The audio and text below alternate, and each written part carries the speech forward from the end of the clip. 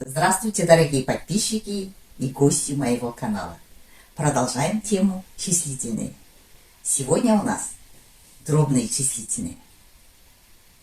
Они в основном употребляются в математике.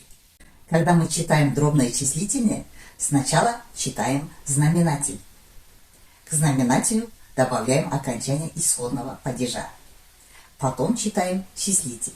Например, 1/2, екіден бір, 2/3, үштен екі, 1,3, 1/4, 4-тен 3, 0,10-5, 2/100-ден 14.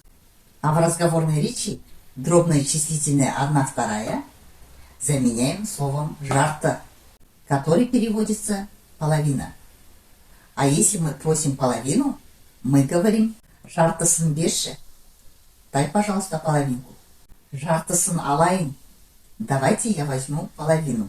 На этом мы сегодняшний урок завершаем, а в следующий раз мы начнем тему местоимений. Поэтому не пропускайте уроки, подписывайтесь на канал и до следующей встречи.